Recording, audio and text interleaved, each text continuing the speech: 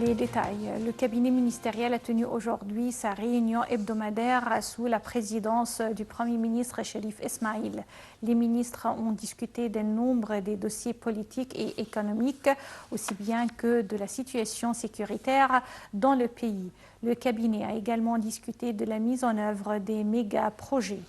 Les ministres ont en outre passé en revue les mesures prises par le gouvernement pour contrôler les prix des denrées alimentaires et ils ont étudié le plan mis en place pour encourager les investisseurs et les moyens de combler le déficit budgétaire.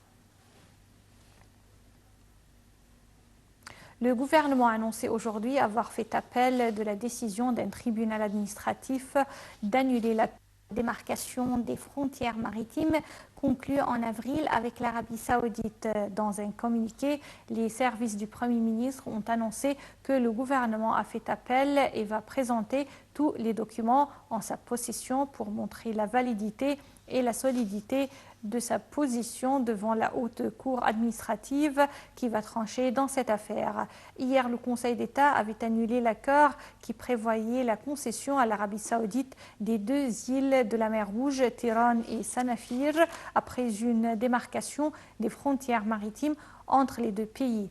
Selon l'arrêt du Conseil d'État, les îlots de Tiran et Sanafir, situés stratégiquement à l'entrée du golfe de Aqaba, doivent rester en territoire égyptien et sous souveraineté de l'Égypte, interdisant tout changement à leur statut.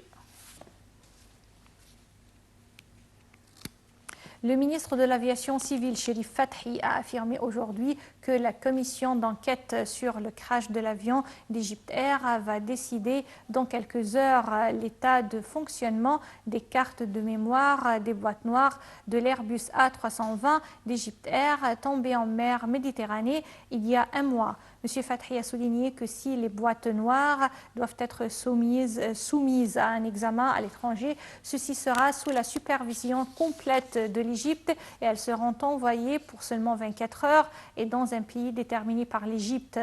Le ministre de l'Aviation a en outre indiqué que les résultats de l'enquête seront immédiatement déclarés avec toute transparence.